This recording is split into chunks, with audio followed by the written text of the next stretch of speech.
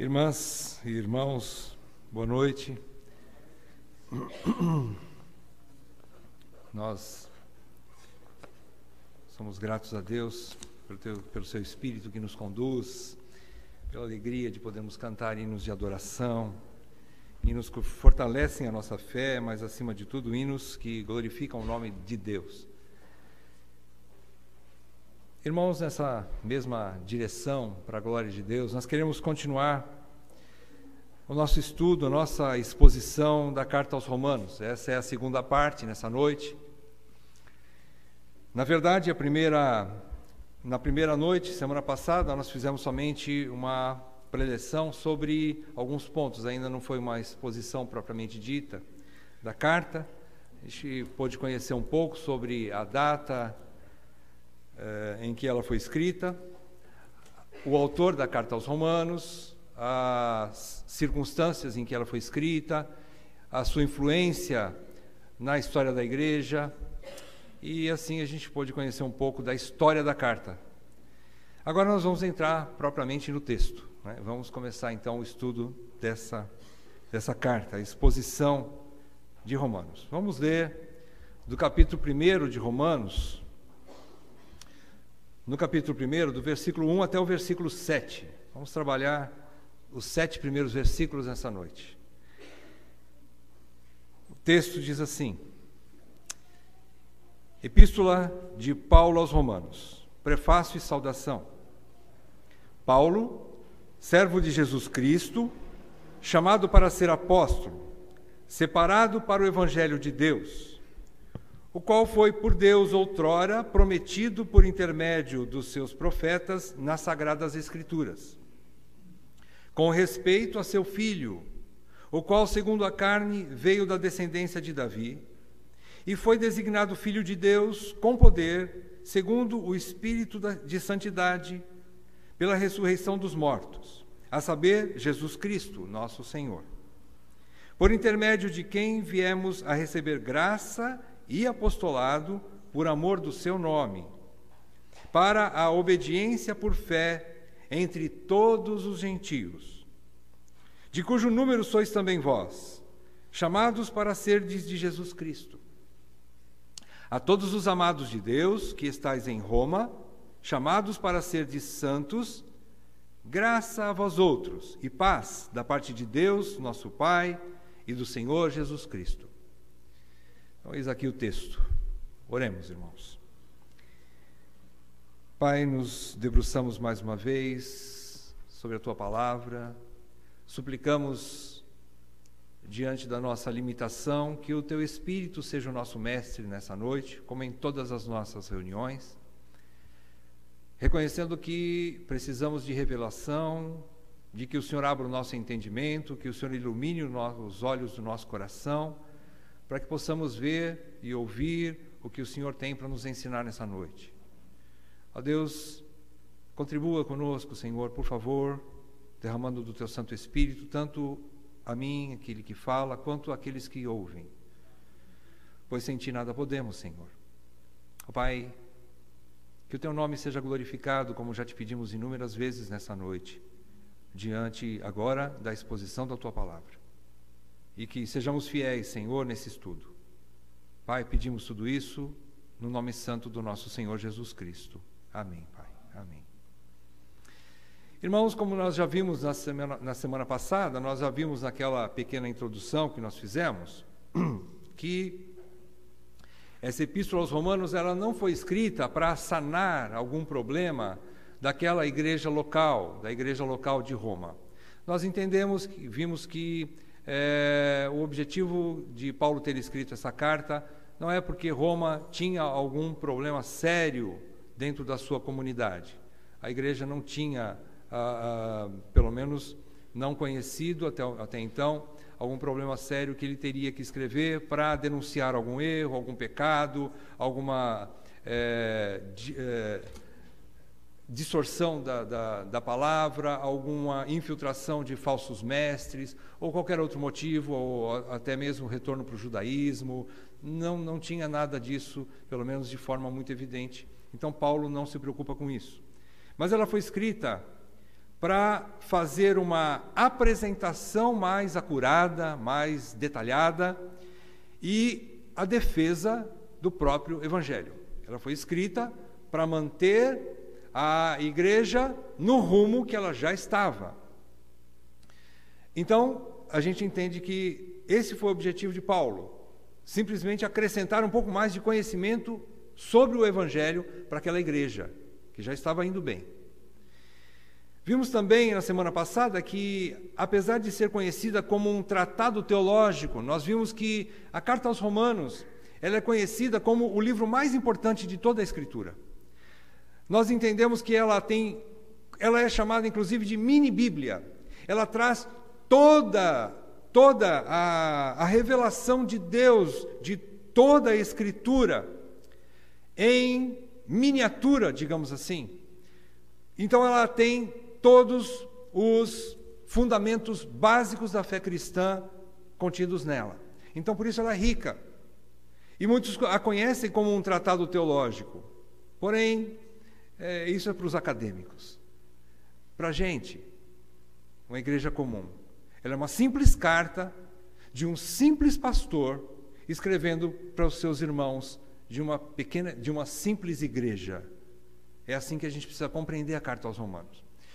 Ela é profunda em alguns pontos, é verdade, mas nem tudo que é profundo precisa ser obscuro.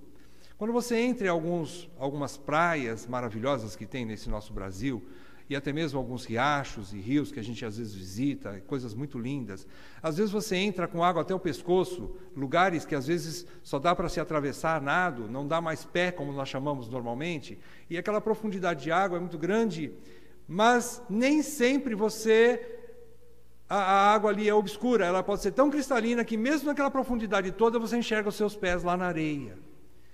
Então nem tudo que é profundo precisa ser obscuro. Paulo vai nos ensinar isso. Em todas as passagens, por mais profunda que ela seja, ela vai trazer algum ensinamento para nós, que é palpável, é inteligível, é de alguma forma compreensível para toda a igreja. E todos nós seremos edificados nessas verdades. Agora, nesse início, então, do nosso estudo, nessa exposição, nós iremos meio devagar, nós podemos dizer assim. Como a gente entende que toda a carta aos Romanos, ela também reflete ou ela contém ensinamentos que também estão presentes em outros textos das Escrituras, em alguns casos, não em todos, porque senão nós ficaríamos aqui até meia-noite estudando 7 versículos, né, e aprofundando em tudo que ele tem com referência a outros textos paralelos das Escrituras. Obrigado, irmão. Mas alguns nós vamos apanhar, então a gente vai um pouco devagar por causa disso. Porque Paulo, ele, em harmonia por causa do Espírito Santo que o inspirou, a gente percebe que em outros textos das Escrituras, outros autores também falam da mesma forma e nos ajudam a gente compreender um pouco mais a respeito das verdades que nós vamos ver nesses 7 versículos. Então, a gente vai usar alguns textos paralelos com esse texto de Romanos capítulo 1, de 1 a 7. Tá? Nós vamos adentrar. Então vamos lá.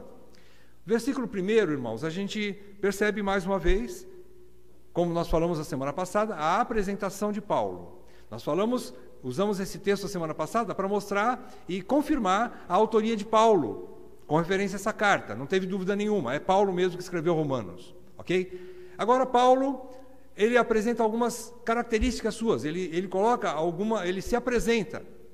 E ele mostra em primeiro lugar, e ele se autodenomina servo de Jesus Cristo. O que é que significa ser servo de Jesus Cristo?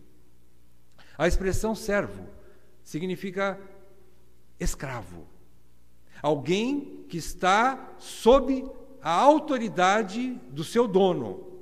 Essa autoridade, ela é ilimitada nos termos de escravatura daquele tempo. Paulo, então, está se submetendo à autoridade de Jesus Cristo, como aquele que tem autoridade até sobre a sua própria vida, como os escravos tinham debaixo da autoridade dos seus senhores naquela época.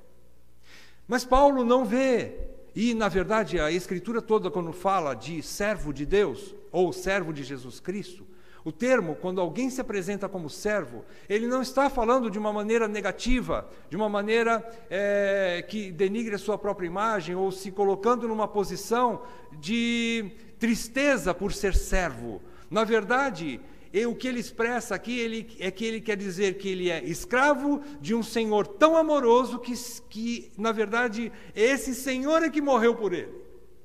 E por isso ele se apresenta como aquele escravo que tem honra de ser chamado escravo de Jesus Cristo. Na verdade, ele se apresenta, em primeiro lugar, antes de falar da posição apostólica, da sua autoridade apostólica, ele fala da sua posição de servo. Por quê? Porque é muito mais honrado, na visão de Paulo, ser servo de Jesus Cristo do que ser apóstolo. Não que apóstolo venha a denegrir também a imagem de Paulo, não é isso?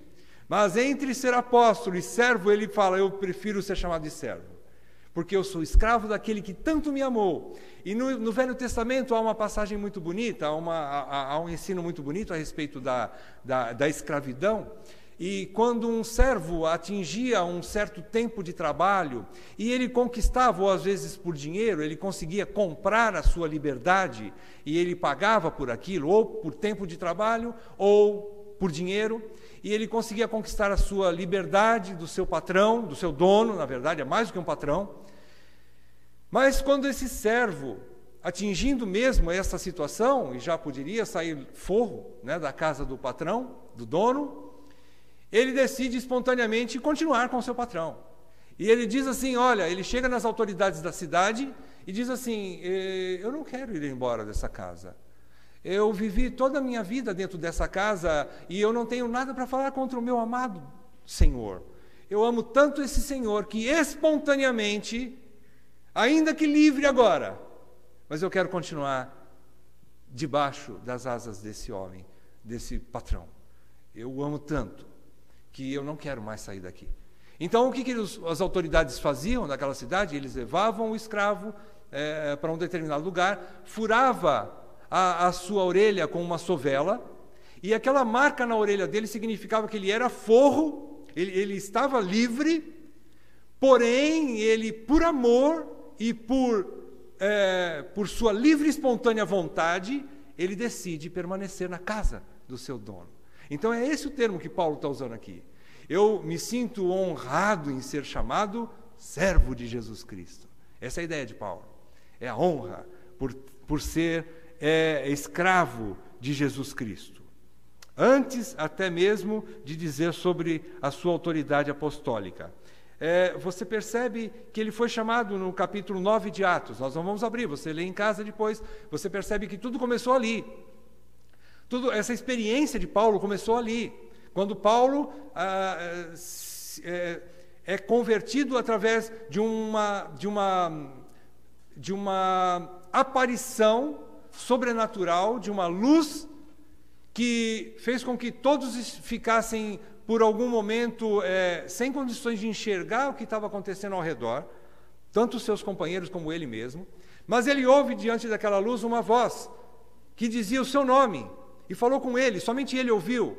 E então ali a voz diz assim, Saulo, Saulo, por que tu me persegues? E Paulo, então naquele momento, ele pergunta, e ele já mais ou menos sabia a resposta, mas ele praticamente é como se ele não quisesse entender aquilo, mas ele diz, quem é Senhor? Quem és tu, Senhor? Ele sabia que era o Senhor. E então a resposta é, Jesus Cristo, eu sou Jesus Cristo, a quem tu persegues. Então, aquela experiência entra no coração de Paulo, e aquilo faz com que ele se submeta a partir dali.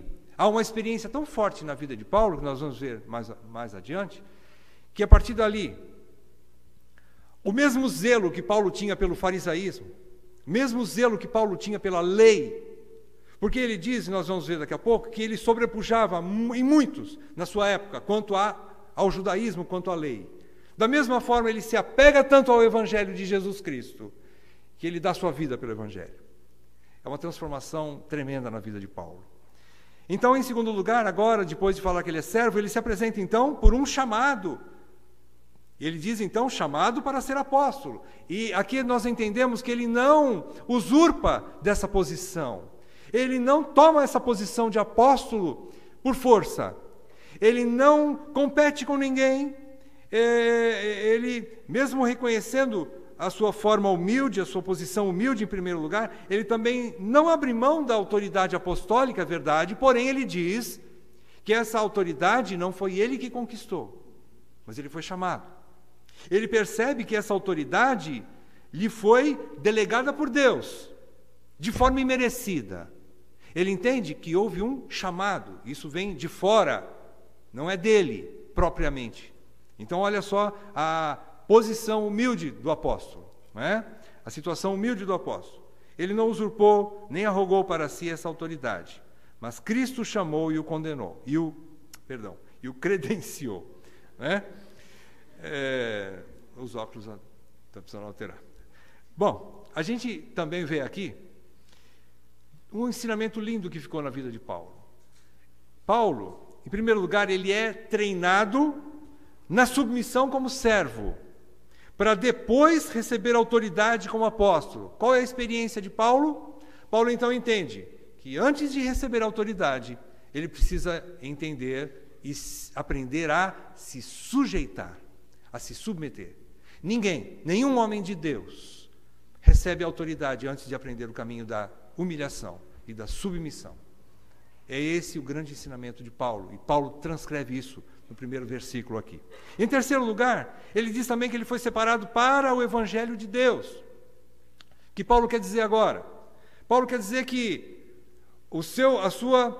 a graça e a honra de ser servo de Jesus Cristo e o chamado para ser apóstolo, a autoridade que ele recebe, não foi para ser rico, não foi para curar as pessoas, não foi somente para isso, não foi para se tornar famoso, não foi para aparecer nas capas do jornal, na primeira capa do jornal da época, e não foi para nada disso, a não ser para pregar o Evangelho. O chamado para ser apóstolo tem um objetivo. Então, ele foi chamado para o Evangelho. Vejam bem, ele foi separado para o Evangelho. E esse separado para, quer dizer que antes ele foi separado de alguma coisa. Sempre quando alguém é separado, ele é separado de uma coisa para outra coisa. Ele foi separado do farisaísmo ou do mundanismo para o Evangelho. E ele apresenta isso de uma forma muito, muito detalhada e muito boa, muito, digamos assim, poderosa em palavras, no livro de Gálatas, que eu quero que você acompanhe comigo. Gálatas, capítulo 1. Veja a defesa de Paulo quando ele se apresenta aos Gálatas. Capítulo 1, do versículo 11 até o versículo 17. Gálatas 1, de 11 a 17. O que é que Paulo diz a respeito de si mesmo como apóstolo? Ele diz assim: faço-vos, porém, saber, irmãos, que o evangelho por mim anunciado não é segundo o homem, porque eu não recebi nem o aprendi de homem algum. Ousado Paulo, não é? Ele diz: eu não tive um mestre humano, eu não tive um mestre que fosse de carne e osso, mas eu recebi mediante revelação de Jesus Cristo, diz no final do versículo 12. E ele conclui: porque ouvistes qual foi o meu procedimento, o meu proceder outrora no judaísmo, como sobremaneira perseguia eu a igreja de Deus e a devastava. E na minha nação, quanto ao judaísmo, avantajava-me a muitos da minha idade, sendo extremamente zeloso das tradições de meus pais. Quando, porém, ao que me separou antes de eu nascer e me chamou pela sua graça, aprove revelar seu Filho em mim, para que eu pregasse entre os gentios, sem detença, não consultei nem carne e sangue, nem subi a Jerusalém para os que já eram apóstolos antes de mim, mas parti para as regiões da Arábia e voltei outra vez para Damasco. O que é que Paulo quer dizer aqui? Paulo quer dizer o seguinte: ele foi treinado de uma maneira excepcional quanto ao seu conhecimento da lei. Ele, como fariseu, ele foi um excelente universitário na universidade, onde o seu mestre era um dos maiores mestres judeus da sua época, chamado Gamaliel. No capítulo 22, versículo 3 de Atos, você encontra lá. Ele mesmo declara que ele aprendeu a lei aos pés de Gamaliel. Gamaliel era o grande rabi, ou rabino naquela época. Era um dos mais conhecidos, dos mais famosos e dos melhores mestres da lei. E Paulo aprendeu aos pés dele. O que quer dizer aos pés? Eu colei naquele homem e aprendi tudo o que ele sabe. Eu aprendi com ele. E ele diz então que esse aprendizado sobre a lei foi com o mestre de carne e osso, foi com o homem. Mas o evangelho não foi com o homem, mas foi direto de Jesus Cristo. Então vejam a autoridade desse homem, a autoridade do apóstolo Paulo. É o que ele quer dizer aqui. Então, vimos então que Paulo se apresenta como servo de Jesus Cristo, se apresenta como chamado para ser apóstolo, como um apóstolo de Jesus Cristo, e com o objetivo, como apóstolo, o seu objetivo era pregar o evangelho, era anunciar o evangelho, não é? E ele diz que esse evangelho, ali em Gálatas, como nós vimos, ele o fez sem detença. Ou seja, se eu fui zeloso quanto à lei, quanto ao farisaísmo, quanto à vida, né, do judaísmo, muito mais eu fui sem detença nenhuma, ninguém me deteve para eu pregar o evangelho. Eu fiz melhor do que eu fiz quando eu estava debaixo do judaísmo, debaixo da lei. Sem detença, eu fui pregar o evangelho. Então vejam que coisa linda, né? Paulo se apresenta aqui. Agora, dos versículos 2 a 7, Paulo passa agora a apresentar algumas características do próprio evangelho. Ele vai falar agora sobre o evangelho que ele foi chamado para pregar, que ele foi separado para o evangelho de Deus, né? Ele vai falar algumas características, né? Essas características que a gente percebe nesses versículos agora, nesses versículos iniciais, é como se fosse um esboço de tudo que Paulo vai apresentar ao longo de Romanos todinho. Tudo que ele vai falar em toda a epístola. Ele vai dar agora um pequeno esboço, ele vai dar um resumo, né? Não só nesse trecho, mas até o versículo 17 desse capítulo, que nós não vamos chegar lá agora. Mas ele já começa agora a dar um pequeno esboço do que ele vai falar em toda a carta. Porém, vamos lá ver.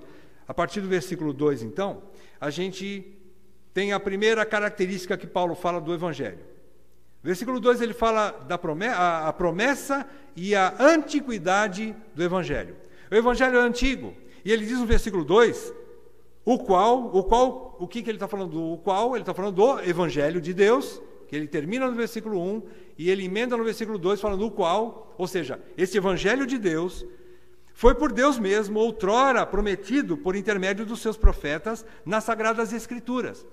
Paulo está querendo dizer, no versículo 2, que há uma continuidade perfeita entre o Antigo e o Novo Testamento. Ou seja, o Velho Testamento, o Antigo Testamento, apontava para o Novo. Santo Agostinho disse que o Novo Testamento está oculto no Velho Testamento. E o Velho Testamento está revelado no Novo. Quer dizer que toda a Escritura é o Evangelho. Por isso que nós não abdicamos de estudar Velho e Novo Testamentos. Os 66 livros do cânon que nós temos na nossa mão é o Evangelho. De certa forma, há uma progressão na revelação de Deus. É verdade, desde o Gênesis até o final do Velho Testamento, nós percebemos um crescimento na revelação, uma revelação progressiva de Deus, e o cume dela se dá no Novo Testamento, na encarnação de Jesus Cristo, na sua obra, na sua morte e na sua ressurreição. Ali é o cume da revelação de Deus, do Evangelho, é a revelação plena. Então, é isso que Paulo está querendo dizer nesse versículo 2. Todos os profetas estavam trazendo a promessa de Deus que o Evangelho haveria de ser anunciado, e isso aconteceu por toda a Escritura, nas Sagradas Escrituras, diz Paulo. Então é isso. No Novo Testamento nós temos a promessa No Velho Testamento nós temos a promessa. No Novo Testamento nós temos a realidade dessa promessa, concretizada na pessoa do Filho. E agora, então, é exatamente o que ele passa a falar no versículo 3. Versículos 3 e 4, ele vai falar do conteúdo do Evangelho, da essência do Evangelho. Outra característica. Agora ele vai falar, então, do eixo central do Evangelho. E qual é o eixo central do Evangelho? É o Filho. Ele diz, no versículo 3, com respeito a seu Filho. É o Filho, Jesus Cristo, que é a mensagem do Evangelho. Ele é o próprio Evangelho. Ele é todo o conteúdo do Evangelho. Todo o Velho Testamento apontava para Cristo. Então aqui a gente entende que Paulo começa a falar que o Filho de Deus, Jesus Cristo, ele é o conteúdo. Jesus Cristo, em toda a Escritura, Jesus Cristo, o Filho, é maior que os patriarcas, ele é maior que os próprios profetas que anunciaram o Evangelho lá no Velho Testamento. Jesus Cristo é maior que as instituições do Velho Testamento, que o tabernáculo, que o templo e todas as outras instituições. Ele é maior. Jesus Cristo é maior do que todos os sacrifícios feitos no Velho Testamento juntos. Talvez milhões de animais foram sacrificados dentro do templo e dentro do tabernáculo, mas nenhum deles chega aos pés de Jesus Cristo. Jesus Cristo é maior do que todos os personagens do Velho Testamento, ele é maior que os anjos dos céus, e ele é maior do que toda a criação. Jesus Cristo é maior do que tudo isso. E nas palavras do autor da carta aos Hebreus, capítulo 1, de 1 a 4, a gente percebe isso. Vamos dar um pulinho lá em Hebreus, pegar carona aqui. Vamos compreender o que o autor de Hebreus, em harmonia com Paulo, o que o autor de Hebreus fala a respeito do Filho. Capítulo 1 de Hebreus, de 1 a 4. Diz assim: havendo Deus outrora falado, muitas vezes e de muitas maneiras, aos pais, através de quem? Pelos profetas. Nestes últimos dias, nos falou pelo Filho, a quem constituiu o herdeiro de todas as coisas, pelo qual também fez o universo.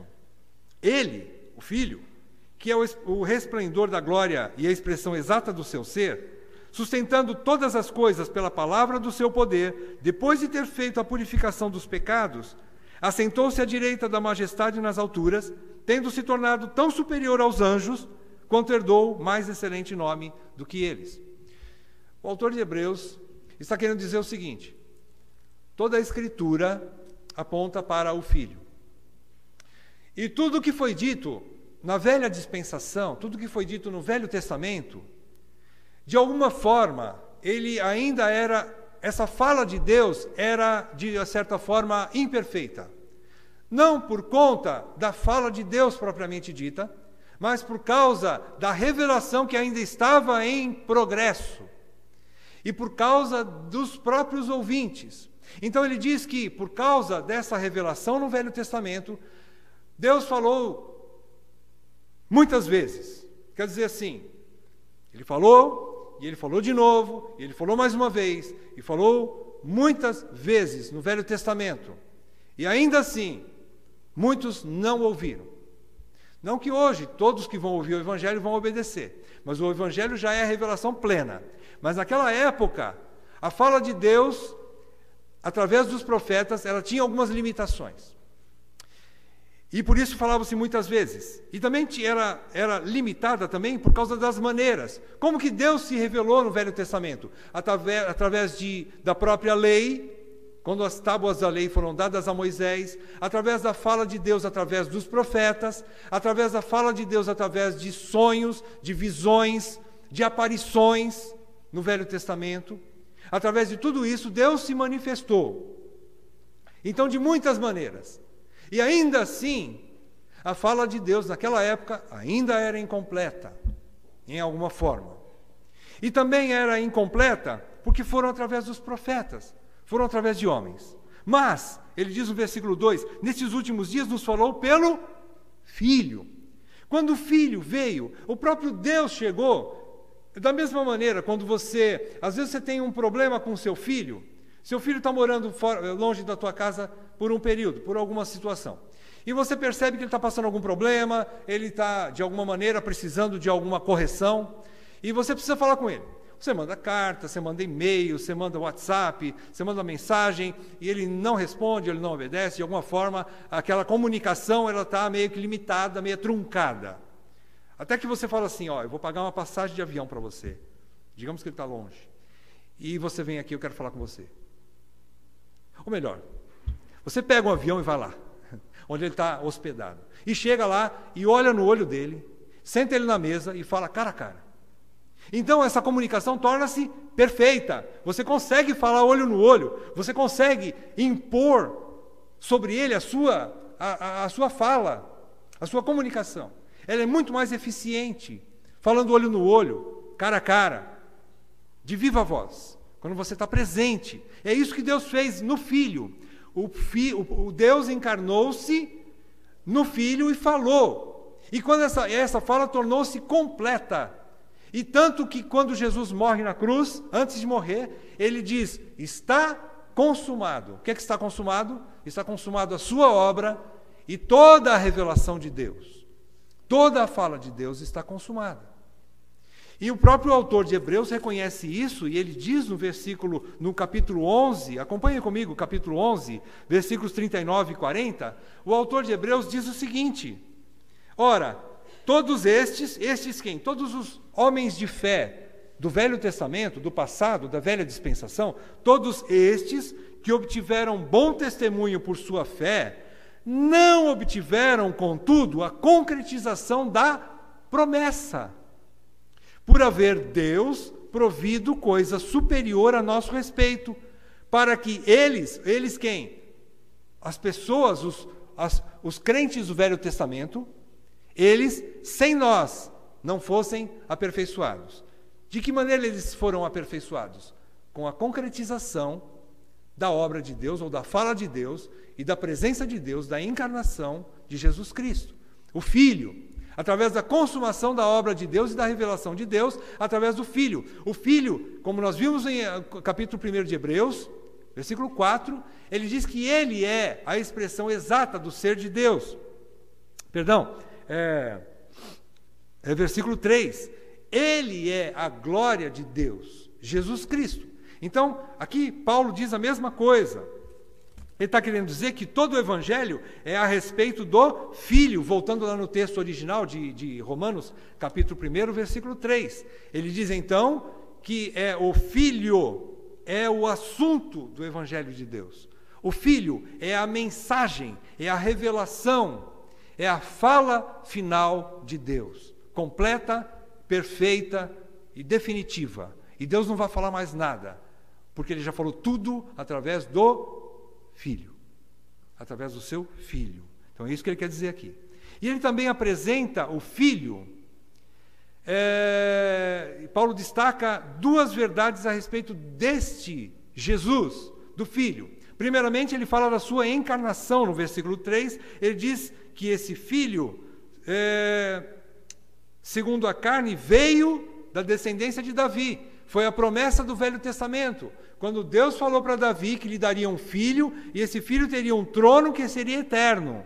Obviamente, ele não estava falando de Salomão, o filho de Davi, segundo a carne, né? Mas ele estava falando de uma descendência. Da descendência de Davi viria um que seria o rei, e não só o rei de Israel, mas seria o rei do universo. E aqui, então, Paulo apresenta ele como o Deus que se encarnou.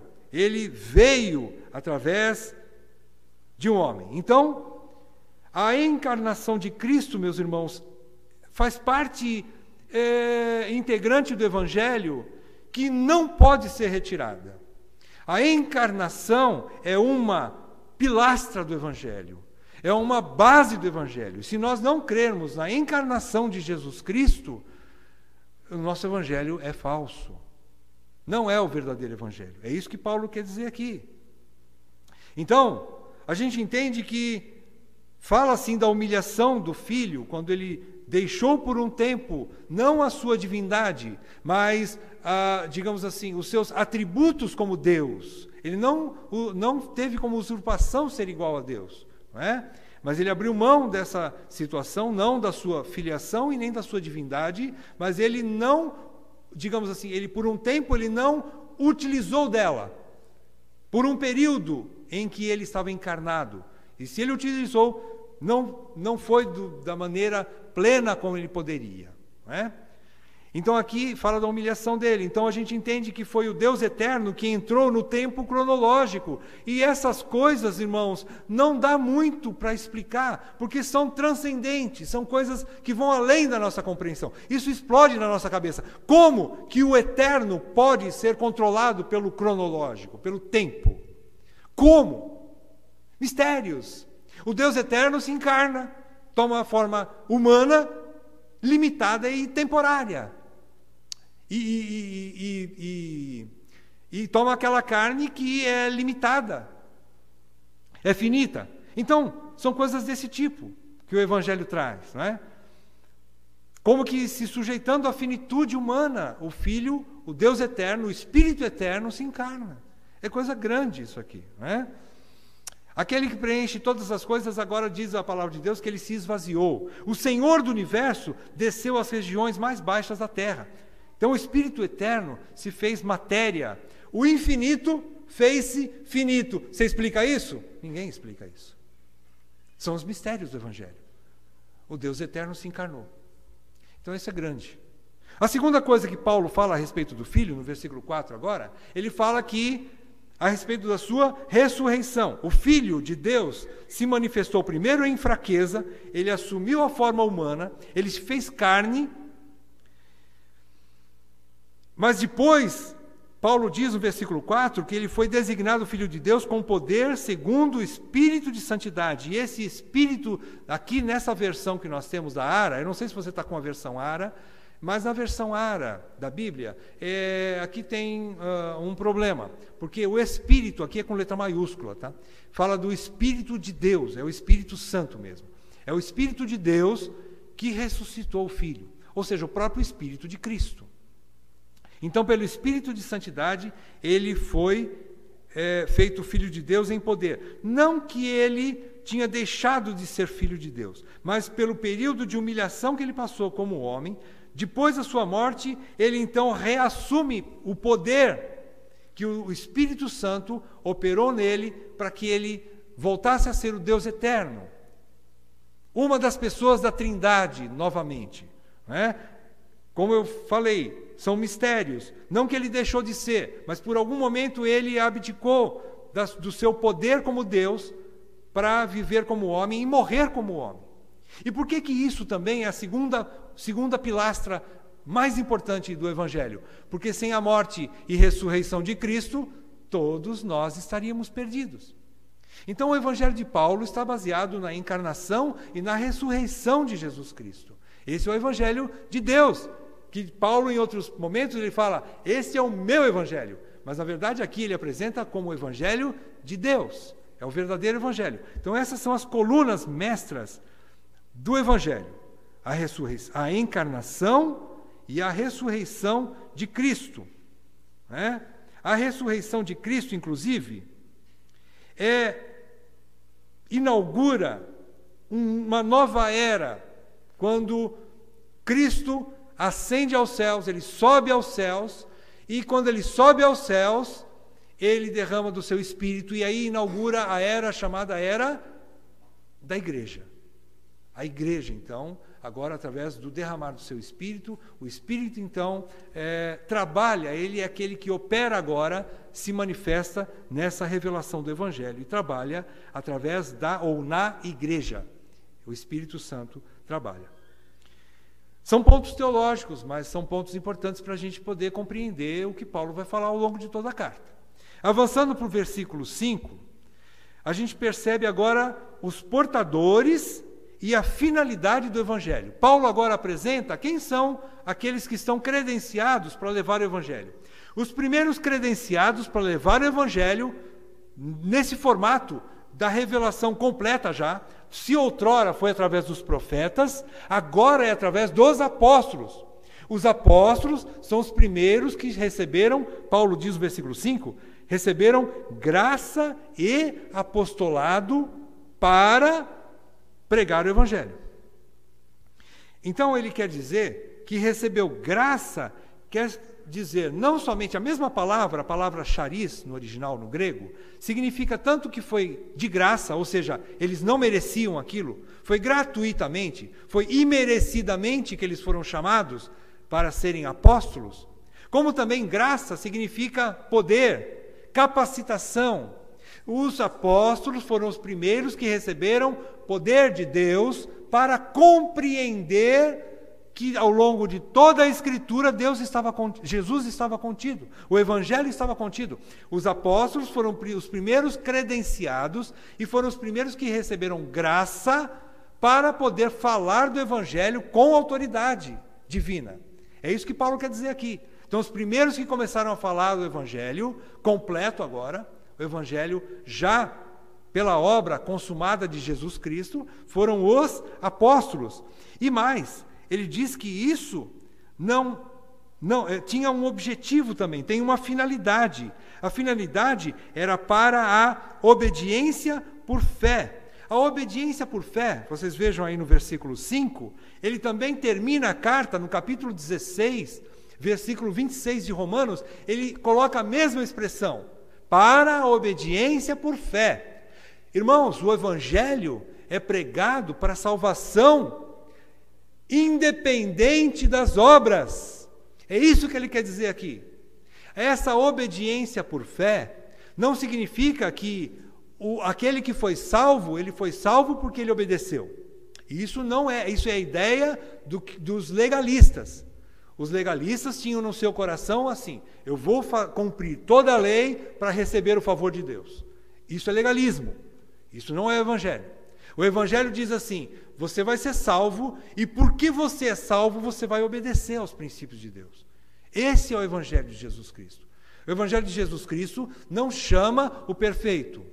Ele chama o pecador, o doente, aquele que não merece, para transformá-lo e capacitá-lo a viver em novidade de vida, livre da velha natureza e agora sim viver em obediência. Por isso que ele diz, obediência por fé. A obediência por fé, então, significa uma obediência por causa de terem sido eleitos por Deus. Não para conseguirem favor de Deus. Resumindo, obediência por fé quer dizer que todo aquele que crê prova a sua fé pela obediência a Cristo. A evidência de que alguém é salvo é quando ele obedece aos princípios bíblicos, aos princípios de Deus. A prova de que ele é um verdadeiro eleito é quando ele tem obediência aos princípios de Deus. Quem está em conformidade com isso? O próprio Tiago. Tiago diz que a fé sem obras é morta. A fé sem prática de obras é morta. Ele chega a dizer, ora, mostre então a tua fé sem obras e eu te mostrarei a minha fé pelas minhas obras. O próprio Paulo escreve com mais detalhes a respeito disso no capítulo 2 de Efésios.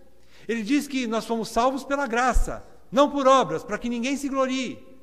Mas nós somos feitura dele, feituras de Deus, criados em Cristo Jesus para as boas obras, as quais Deus preparou de antemão para que andássemos nelas. Então, o que Paulo quer dizer aqui com a obediência por fé é que a fé leva a essa obediência.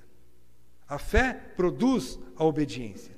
E a credencial de alguém que realmente tem fé, que é um verdadeiro eleito, é que ele obedece e se submete a esse Senhor, como Paulo tem honra em ser escravo de Jesus Cristo. Os verdadeiros eleitos têm como um grande privilégio serem escravos de Jesus Cristo. Isso não é só para ficar na carteirinha de escravo. Isso é para dizer assim, eu submeto a tudo que ele manda eu fazer. Eu me submeto à sua ordem, à sua lei. Agora eu me submeto à lei. Agora eu me submeto à lei. É isso que ele quer dizer. Avançando do versículo 6 e 7, Paulo fecha e diz agora sobre o alvo do Evangelho. Qual é o alvo do Evangelho? O alvo do Evangelho é a igreja. Irmãos, o alvo do Evangelho é a igreja. E ele fecha, então, diz nos 2 últimos versículos que nós estudamos, de cujo número sois vós. Sois também vós, chamados para serdes de Jesus Cristo. Ele mostra o que ele já disse no versículo anterior, essa obediência também é entre todos os gentios, que o Evangelho também, ele atinge, além das fronteiras dos judeus, dos israelitas, agora ele é para todas as nações.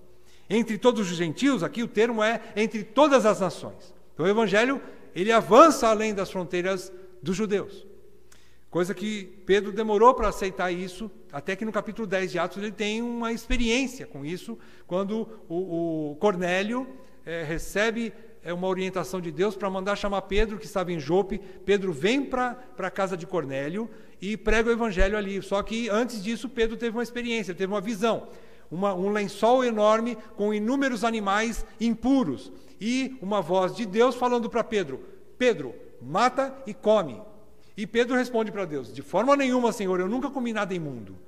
Aí a resposta de Deus para Pedro, a réplica de Deus para Pedro, come, porque não faça imundo aquilo que eu purifiquei. O que ele está querendo dizer? Que os gentios, que eram considerados imundos pelos judeus, agora estão na mesma categoria de puros, ou daqueles que Deus chamou. Então não há mais, agora é o Evangelho para ser pregado a todo povo, tribo, língua, nação, já fora das fronteiras de Israel.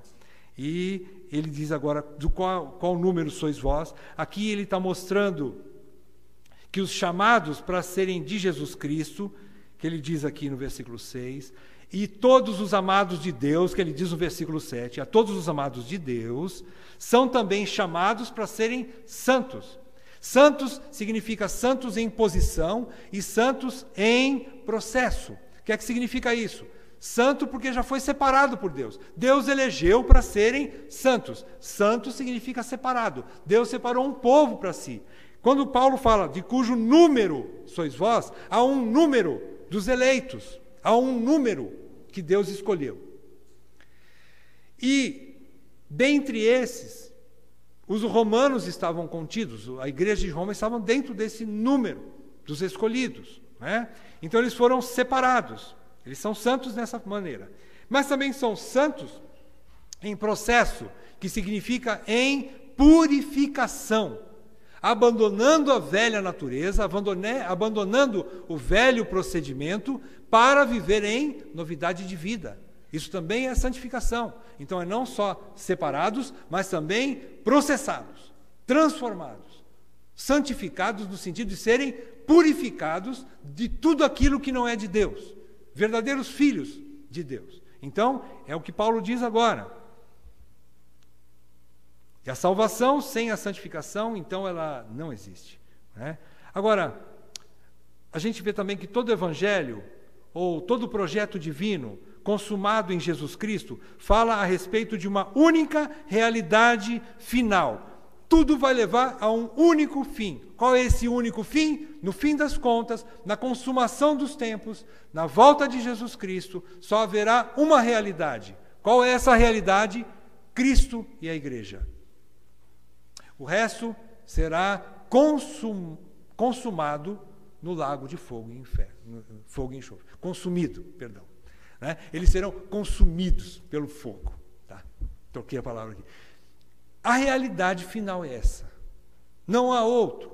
Ou é Cristo e a igreja, ou o resto será lançado no lago de fogo e enxofre. Essa é a realidade.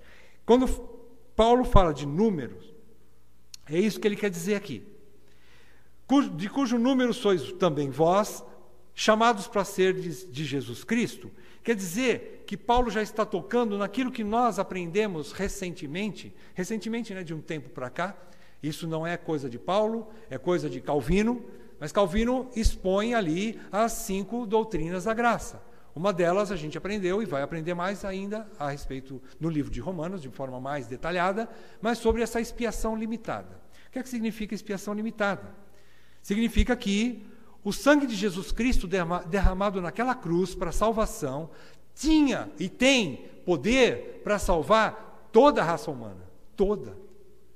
O poder do sangue de Jesus Cristo poderia salvar toda a raça humana. Mas não foi destinado para toda a raça humana. Mas ele foi destinado somente para aqueles que Deus elegeu nos tempos eternos. É limitado por quê? Não porque não é limitado em poder, mas é limitado em determinação de Deus. Ele é eficiente somente naqueles que Deus escolheu. É um remédio que só serve para aquele que foi eleito. Isso significa... Então, quando Paulo fala números, ele está começando já a mostrar que existe uma limitação, que são os eleitos. Existe uma limitação de chamado de Deus para a salvação. Então, é isso que Paulo fecha aqui. E uma coisa bonita, e isso nós vamos entrar em mais detalhes depois, sobre a expiação limitada, né? Paulo fecha dizendo de uma maneira muito bonita e muito respeitosa. Paulo fecha o versículo 7 dizendo a todos os amados de Deus que estáis em Roma. O que Paulo quer dizer com esse termo aqui? Quer dizer que Paulo respeita a autoridade da membresia e da liderança de uma igreja local. Que coisa bonita, Paulo já entendendo isso, aliás, lógico, ele foi nosso mestre, fala sobre membresia. Ele mostra que, apesar do número, esse número citado no versículo 6, de cujo número sois vós, ele está falando de toda a igreja universal, de todos os eleitos, da igreja triunfante. Mas quando ele fala a todos os amados de Deus que estáis em Roma, versículo 7, ele está respeitando uma igreja local, uma limitação. E que coisa bonita, não é? Se o apóstolo Paulo respeita uma igreja local, que dirá nós, não é mesmo? Como é bom a gente saber que nós pertencemos a uma igreja local que não foi levantada por homem, mas foi estabelecida aqui em Campo Grande por Deus. Né? Então isso é bonito. O apóstolo respeita a igreja local. Né? O apóstolo fala, olha, é para vocês essa carta. É óbvio que o Espírito Santo inspirou Paulo, e Paulo não sabia que essa carta ia ser esparramada por todos os tempos, em todas as épocas, e a rebordosa que essa carta ia fazer em toda a história da igreja. Paulo não sabia disso. Paulo escreveu para uma igreja pequena lá em Roma, e mandou essa carta para lá. E essa carta atingiu, pela operação sobrenatural do Espírito de Deus, essa carta nos chega à nossa mão hoje e edifica a igreja ao longo de todas as eras. Mas o objetivo de Paulo era uma pequena igreja, chamada Igreja de Roma. Então, olha que coisa bonita, não é? E o que a gente entende e conclui com tudo isso? Nós concluímos, então, que a principal ideia de Paulo, não só aqui nesse trecho que nós lemos, mas a gente vai perceber isso ao longo de toda a carta, é que todo o conhecimento teológico, tudo que você pode conhecer de teologia, tudo que você pode conhecer de aprofundamento no conhecimento de Deus, de teologia propriamente dita, e toda a experiência de vida que você tenha, você pode ter já uma boa caminhada com Deus, se não nos levar a viver de forma diferente, em obediência a Cristo, é totalmente vão. Você pode ter o conhecimento teológico que for, se não levar a uma transformação de vida, não presta para nada. Tem muitos teólogos profundos que conhecem muito a respeito de teologia e não vão estar conosco na glória, porque não transformou vida, não foram santificados. Deus não operou neles através do Espírito e eles não foram salvos. Então, a teologia sozinha não funciona, não salva ninguém. Agora, ela é um grande instrumento de revelação de Deus. Nós não abandonamos a teologia de jeito nenhum. Nós aprofundamos a teologia até onde Deus puder nos levar, até onde Deus quiser nos levar. Não é? Então, nós queremos que o alvo, então, dessa carta, não só dela, mas também, irmãos, não só de Romanos. Veja bem, nós estamos falando muito de Romanos, eu não quero agora idolatrar Romanos. Nós não podemos, né? Agora, que é uma senhora porção das Escrituras, é. Então, Romanos E na verdade, toda a teologia bíblica, o alvo de toda a Bíblia é levar todos os crentes e também cada um de nós individualmente, particularmente, é levar a cada um dos crentes a manterem-se em obediência por fé. Isso é muito mais do que uma obediência legalista. É esse o alvo da carta. É esse o alvo de Paulo. Paulo não traz toda essa teologia para acrescentar só conhecimento, mas o que ele quer? Eu quero que vocês obedeçam por fé. Eu quero que vocês larguem a ideia de que Deus vai aceitar vocês se vocês forem obedientes. Vocês já foram aceitos por Deus, por isso que vocês têm que obedecê-lo. Por isso que ele escreve isso no versículo 5, que nós acabamos de ler, e escreve lá no capítulo 16, versículo 26, a mesma coisa. O alvo da minha carta, ou dessa carta, é a obediência por fé. Eu quero que vocês obedeçam em amor, por causa daquele que morreu por vocês. Esse é o alvo da minha carta. Eu quero que vocês deixem a sua vida corrupta. Eu quero que vocês deixem os seus pecados. Eu quero que vocês mantenham-se em obediência a Cristo, não para ganhar nenhum favor dele, mas porque vocês o amam e porque ele já demonstrou o seu amor por vocês. Porque ele te salvou. É por causa que ele te salvou que você tem que se manter em obediência a ele, custe o que custar. Essa é a ideia da carta aos Romanos. E quanto ao Evangelho, eu fiz um resumo aqui. Eu quero dizer para vocês, guarde isso no seu coração, irmãos. Em primeiro lugar, o Evangelho é Jesus Cristo. Em primeiro lugar, o Evangelho é Jesus Cristo. Em segundo lugar, o Evangelho está em toda a Bíblia. O Evangelho está desde Gênesis até Apocalipse. Nós vemos o Evangelho em crescimento, em progresso e em revelação progressiva. Mas nós estudamos o Evangelho desde Gênesis.